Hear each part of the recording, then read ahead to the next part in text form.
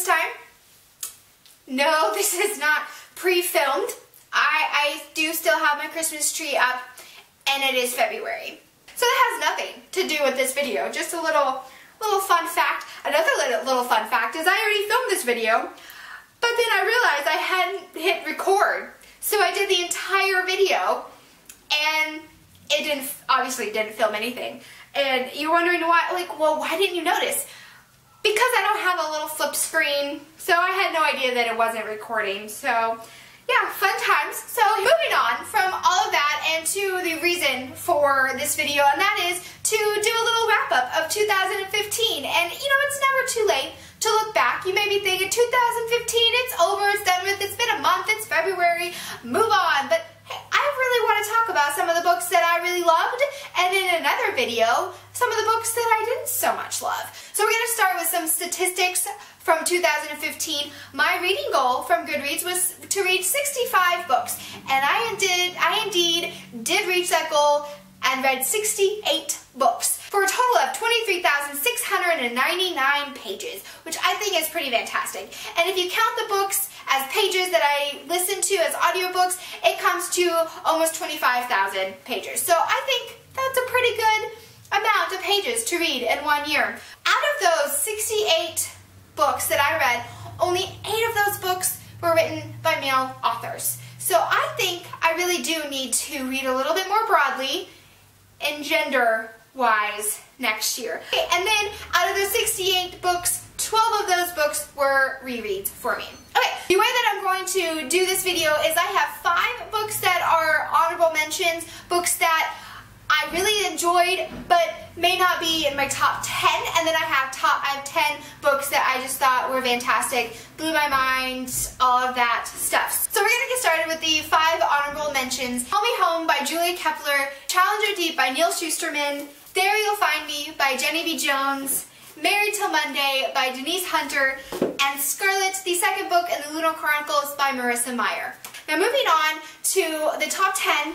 These are in no particular order, just going to be grabbing, pulling. So here we go. So the first one that I want to talk about is Ready Player One by Ernest Cline.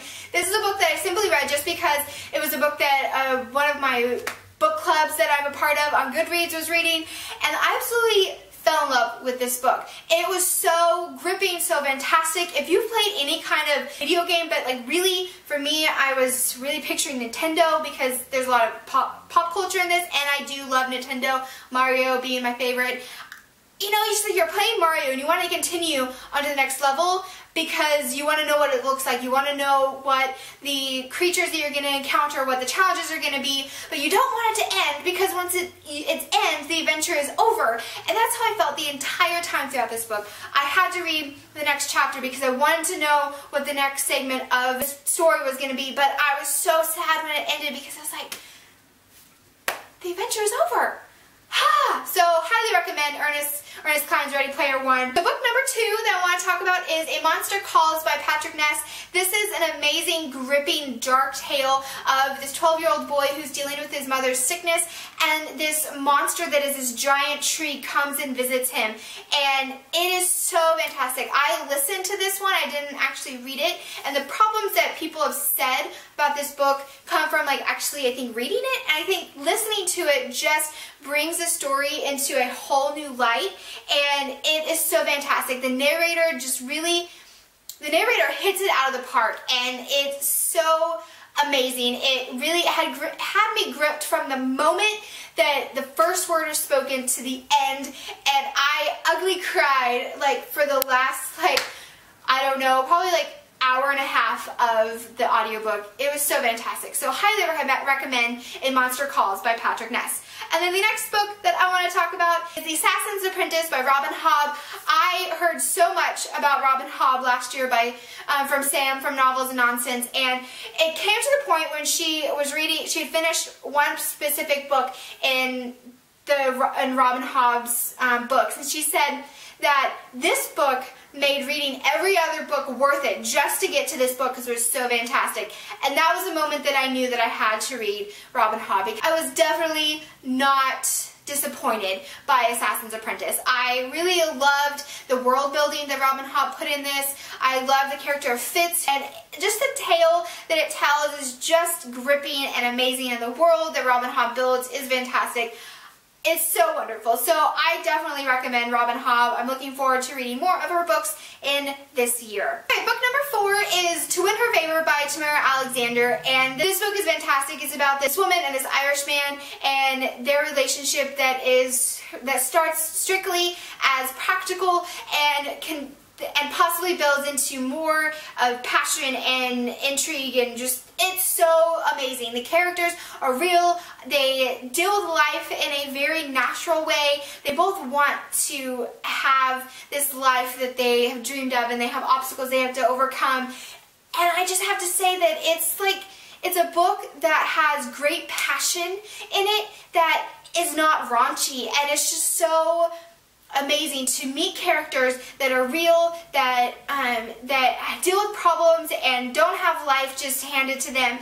And just the way that Tamara Alexander writes, it's just like, you don't have to tell every detail to know what's happening, and you just are gripped and pulled in. And this is a book that I have to say that if you're only going to read one book of Tamara Alexander's, To Win Her Favor is the book you need to read. It is so amazing. If you don't you're like, I don't want to read anything else by her, you need to read this book, because once you read this book, you're going to want to read the rest of hers. I think I've gushed enough. Next book that I want to talk about is the first book in the Mistborn trilogy, which is Final Empire, I think. Anyway, the first book of the Mistborn trilogy, by far my favorite of the entire trilogy. I liked the other two, but I think this one just has, one, you're introduced to this new world, this new magic system, and you are introduced to these really amazing characters. It's a heist story of these characters that are not necessarily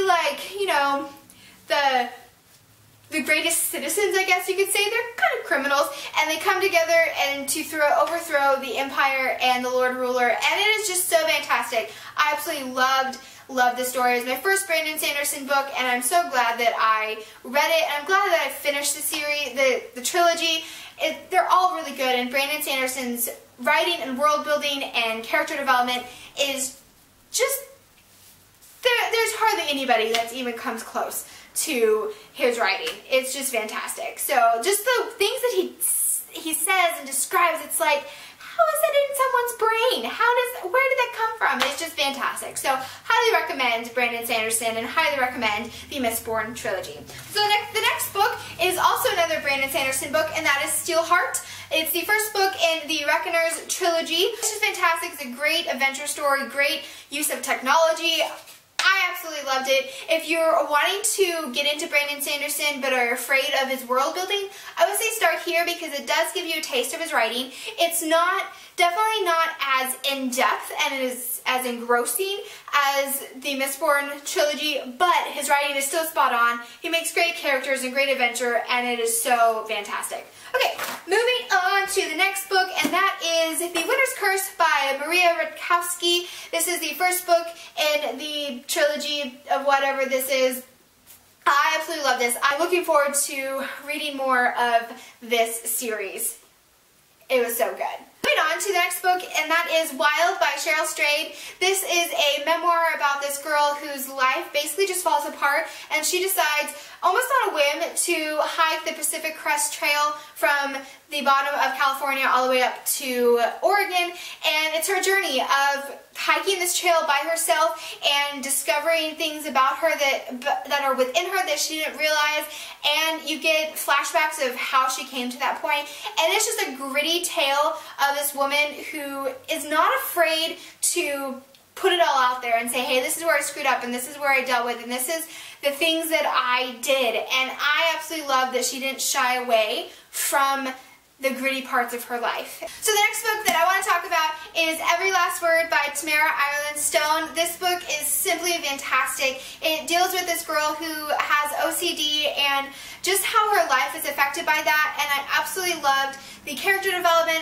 of the main character, Samantha, and how she deals with it, and the way that she kind of goes through life with it, and I loved that her parents are actually parents and they are a strong part of her life. They support her, but they also give her discipline, and I loved that there's also other supporting adult characters, because you don't find that a lot in young adult fiction. I love that she was not afraid to put adults and parents in here that actually supported the main character and were a driving point of the story, and I loved it.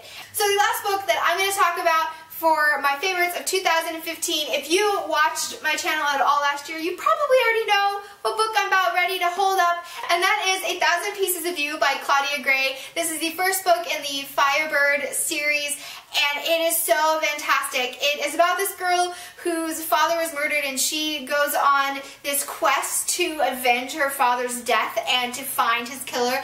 The twist is that she's hopping through dimensions, and it is so amazing. The world building is not the most in-depth world building, but I do have to say that the second book definitely fulfills more world building and more of the science fiction side of it. It goes more in depth of how the Firebird works, which is their device that allows them to hop through dimensions. And I thought this book was fantastic. The first time I read it last year, yes, I read this book twice last year. First time, I went through it in a day. It was so fantastic. And the second time, I had forgotten some points in it, and it was just as fantastic, if not more fantastic, the second time around. I absolutely loved it. So, highly recommend this series, highly recommend this book. It's so wonderful, and as I've said many times, I love the covers. Her book covers are just fantastic and amazing. So, okay, so that is 1,000 Pieces of You by Claudia Gray, and that is the last book of my favorites from 2015. I hope you enjoyed this little video, and I've hopefully got everything done. This is the third time I'm filming part of this video, and it better be done, because man, this video was definitely not my favorite to film. But it was fun to talk about the books from 2015. So let me know down below a couple of your favorites from last year. And as always, hope you're having a great reading month, and I will see you on the flip side. And that is and that is 10,000, no. And that is 1,000 Skies Above You by Claudia Gray, no. Next book that I want to talk about is Every Last Word by Every Last Word by Tamara Ireland Snow. So the next book that I want to talk about is Every Last Word by Tamara Good Lord.